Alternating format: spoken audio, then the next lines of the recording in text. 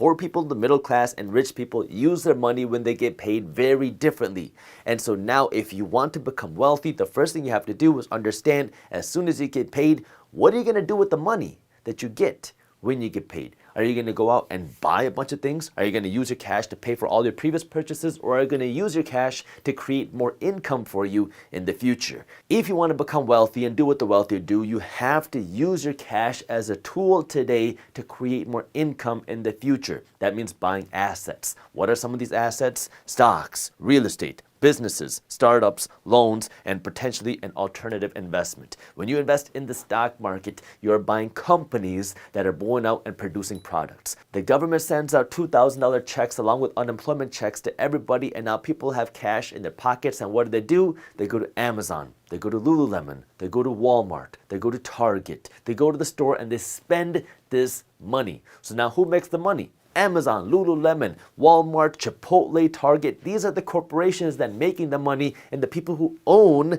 these companies saw huge increases in revenue because people had more money to spend.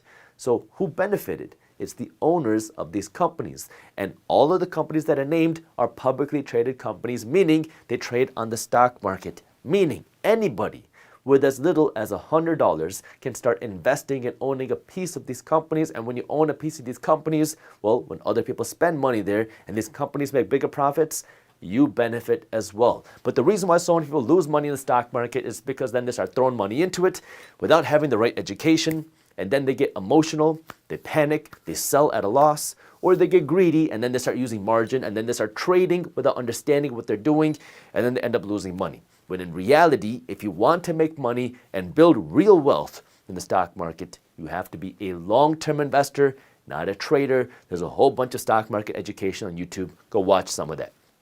Second, real estate. Rich people love owning real estate. When I talk about owning real estate, it's different for a rich person and the regular person, because for the regular person, when they think about owning real estate, all they think about is owning the home that they live in.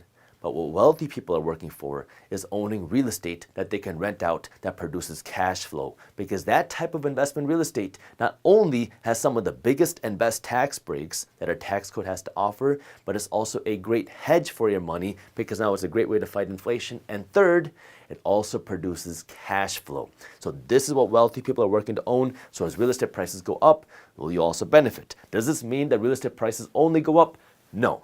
We have seen this happen in the past. Just think of the 2008 crash. However, just like with stocks, if you are a long-term real estate investor and you're looking in good areas where people want to live, where you have growing demand, where businesses want to be, well, not only can you benefit from growing real estate prices, but you can also benefit from growing rental prices. But it requires, again, that education. Just like anything else, investing has risks. You are never guaranteed to make money when you invest. You might even lose money, which is why you should never blindly listen to a random guy on YouTube, and why you should always do your own due diligence. Third, you can invest in your own business. This can create some of the biggest and best returns possible, but it's also some of the riskiest returns. You have some of the wealthiest people in the world who became what they are today because they built some of the biggest businesses in the world. Now again, you don't need a ton of money to start building businesses. I started the minority mindset companies and our following companies with less than $500. And I say $500 just to give me a lot of cushion and buffer, but I know it was a lot less than $500. I started making videos with my phone, and then I used my YouTube videos to then fuel some of the businesses that I own right now. The company that I talk about the most on YouTube is Briefs Media. We have 2 free newsletters. One is Market Briefs, which is for investors, which keeps you up to date on what's happening in the financial markets. That way you can make better and smarter decisions with your money. And the second is Business Briefs. This is a newsletter for entrepreneurs and business owners where we keep you up to date on what's happening with business trends, entrepreneurial trends, innovation, and funding. That way you can make better decisions in your business. Both of these are completely free, and I was able to build these thanks to the initial growth from my following here on YouTube. Now, if you haven't joined either one of these newsletters yet, I highly recommend you do so because it's completely free for you. And I'll put the links to how you can join down in the description below. But this is where just understanding that business doesn't mean you need $1 million or $100,000 or $1,000 to start. You can start with as little as a couple $100, but you need the right education, you need the drive, you need the hustle. YouTube has made so much education completely free. and then you can advance to reading books, and then you can start buying classes, and then you can get coaching, but it's all progressive. You don't have to go out and spend thousands of dollars on coaching that you don't have.